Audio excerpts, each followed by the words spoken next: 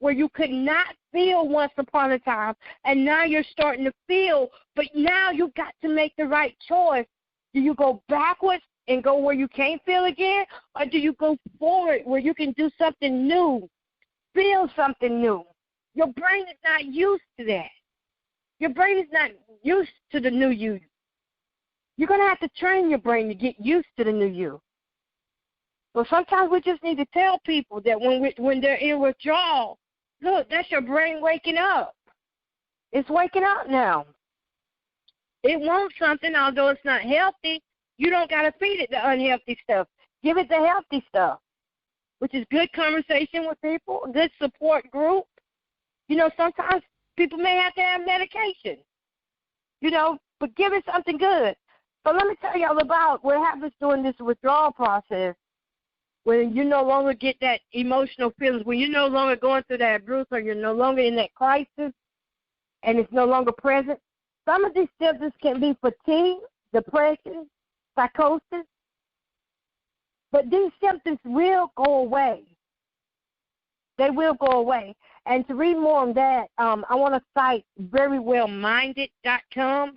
You know, go on that site, y'all, and read up on withdrawal. And, I mean, that withdrawal is for anything. It's for anything that you want to stop doing, that you have been doing for so long, that now that you stop doing it, you're starting to feel withdrawal.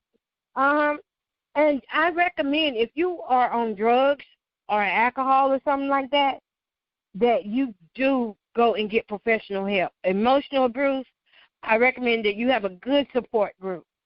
Either a good support group or either a good therapist when going through this process. You don't have to go through it alone, and that's one of the blessed things about it, is that you don't have to go through it alone. There are other people out there who have been through the same thing that you're going through, and guess what? I survived. I lived. I am one of those people, and that's why I am on here. That's why I'm on here, because I am one of those people who survived a crack addiction, snorting powder, alcohol addiction. I am one of those people who survived emotional abuse. I am one of those people who survived incest trauma, psychological abuse. So I didn't give up. I kept getting up.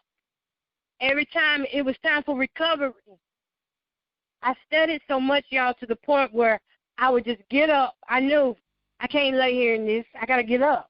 And that's what you got to do. You got to get up, boo. You got to get up and go find something positive to do with your life. Go start a business. Go start a restaurant. You was used to spending your money on negative things like alcohol and drugs. You were used to spending your money on that bad man. Guess what? There are homeless out here who need to be fed. Yes, there are homeless out here who need clothes. There are people in the nursing homes who would love for you to come talk with them. You don't have to be lonely. There's people out here who really do need you. And that's why I love Kiva Boot Camp, is because it's pushing us out of our comfort zone to go and do things that you normally would not do. When you feel yourself getting down and you feel like you are just craving and you got to have that bad stuff, get on the phone and start calling people. Go on Facebook. There are plenty of groups. Go on any sites, but be careful in some of these groups, though, because some of these groups can trigger you, and if you don't have a support system beyond that group, then you might not want to deal too much in there, because they talk about a lot of things in these groups, and some of it is just not worth you going back through that, reliving that trauma again. It puts you right back to day one, so be careful when you do find these support groups. Support groups can also be friends and family. It can be, say you meet somebody online and, you're just good at talking. You'll find somebody. I'm sure you will. But be careful, though, because not everybody is out for your good. Some people love to prey on you, P-R-E-Y, instead of P-R-A-Y. Okay, so getting back to the withdrawals, because we already know here, the withdrawals, they're not going to last long. Sometimes it may last a week. Sometimes, depending on what you went through. When you're dealing with drugs coming out of your system, give yourself at least 30 to 60 days to clear out. I say 30 to 90 days, expect to feel something, okay, because those withdrawals are not easy to handle. but they are doable. And as I said, it means that your brain is finally waking up to something different. It means that you have activity in your brain. And it's not delayed either, because it's wanting something. So you go feed it what it, you don't feed it what it wants, but you feed it what it needs, okay? Okay, so let's move on down. So what is really happening, the time period for withdrawal depends on how long you have been exposed to the toxic people or the crisis. And as I said, it could last for a week or it could be longer depending on your mental wellness. You know, it just depends on you. Do you want to get well? If you want to get well, then set your mindset to be well. Okay, so recovery. Now it's time to wake up and realize how much better off you are than where you was. You're better off now than where you was. Now is the time to appreciate your abundance of life, not based on the greed and need of those toxic emotional feelings and behaviors. That's why it's important to extend yourself grace as you would others. You know, do things for yourself as you would do for others. You know, don't give somebody else flowers and you don't give yourself any. What? Where they do that at? Yes, give yourself some flowers. Give yourself some TLC. You know, it needs love during this time. Your brain needs love during this time. Okay? So be the love that you need. Ladies, I know, single ladies, I know I've been single 11 years and in a first situationship. But one thing I found out is that when you be the love that you need, you will be enough. Until God sends you someone, you are enough right now. And you enjoy yourself. So give your it some love. Give your brain some love. Okay, so how do we do this? We do this by eating right. You know, go find out what the food pyramid is for 2020 because I don't have enough time to give it out. But, you know, you want to get your fruits and vegetables in. You want to get your protein in. I do not recommend that you skip out on, you know, just eat a well-balanced meal. Anytime after you come out of a crisis, you got to feed your body. When you feed your body, you're feeding your brain. This is what helps you to heal. This is what helps you to recover. What are brain foods? Berries, blackberries, blueberries, eggs, fish, omega-3s. You know, go look it up. You know what? I may come back and do, if I can fit it in not now, maybe Friday or tomorrow, I may come back and do an extra segment just on the eating right and stuff to help y'all get that right as well. Eating right. The second thing you can do, I hope that y'all are taking notes, is create a healthy sleep pattern. This is the reason we started the sleep pattern in the beginning of week 1. We wanted to start creating that right away. And I can already see a difference in myself. I get up now with no problem. I'm not drowsy. I'm not foggy, nothing. So create your sleep pattern, healthy sleep pattern, getting between 6 to 7 hours of sleep a night or a day, depending on which shifts you work. Regular exercise. Get your 15 minutes of regular exercise in, along with the recommended squats or modified exercise routine. If you had to modify from the squats to the hand lift, you know, get that in there. We are requiring that here at Kiva Boot Camp, okay? And continue to practice your box breathing. I'll share a video in the Kiva group so that y'all can see Mark Divine. And remember that God detoxes you from the inside out. So don't be trying to rush yourself to heal. Give yourself time, but make sure you keep that brain active. It's all up to you. How do you want to heal? How do you want your body to heal? I need you to write that out. How do you want your body to heal? Become aware of what you put in your body, okay? What type of body do you want to have in the next 30 days? In the next 30 days, what type of body do you want to have? This is going into your homework assignment now. What type of mindset do you want to have in the next 30 days? Next 30 days, y'all. What type of mindset do you want to have? What type of body do you want to have? How do you want to feel on the inside? Okay? Because if you want to feel better than what you've been feeling, then you got to do something different. You got to feed your brain something different. There is a process of elimination. that you do have to go through. And that means that this is your other part of your homework assignment. That was part 1.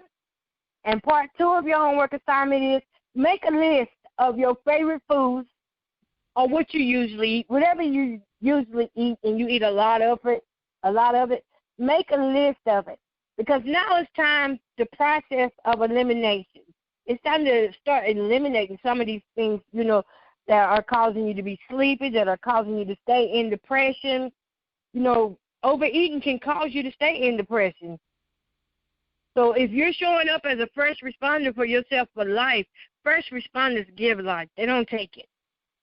So how are you going to give yourself life? What are the 2 food items that you are going to take away from what you're currently eating? Start eliminating 1 or 2 unhealthy food items and replacing them with healthy foods.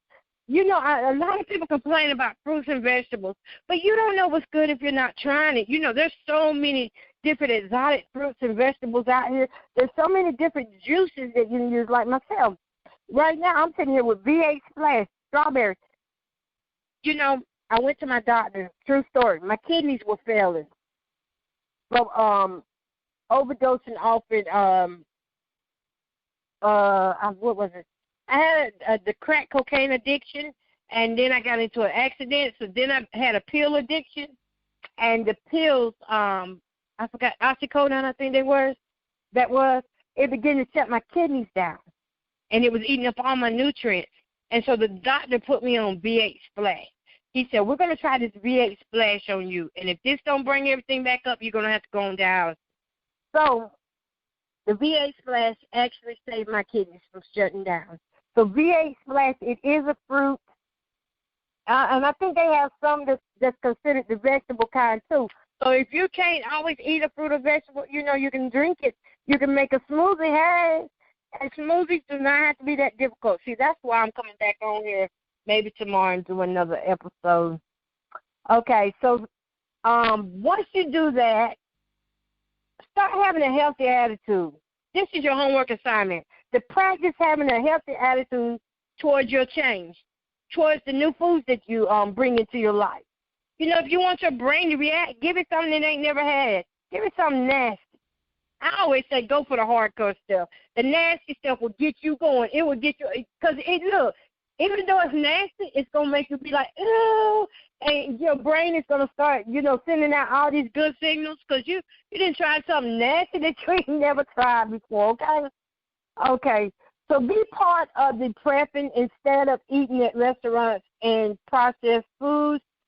You start doing your own work. That's why God got us here, so we can do our own work. Amen. Another thing is drink more water. And don't forget to practice, your relaxation as well. 5 minutes of relaxation every morning. And don't forget to tidy up your room and make your bed. And the last thing I want you to do is create a support team, a social support team, people who have been where you have been, create that type of support team. And that's about it. Now, I do have a scripture. I'm going to go 5 minutes over, but I wanted to give you this scripture tonight. I am so late, but I want to give you this. I thought it was so important. When y'all get time, I want you to go and read the parable of the rich fool, and it can be found in Luke 12:13 through 21. The key to understanding this parable is in verse 15, where Luke 12:15 says, "Take care and be on your guard against all covetousness, for one's life does not consist in the abundance of his possessions." Jesus says this to the man who asked him to arbitrate between him and his brother. In ancient times, the firstborn was guaranteed a double portion of the family inheritance. More than likely, the brother who was addressing Jesus was not the firstborn and was asking for an equal share of the inheritance.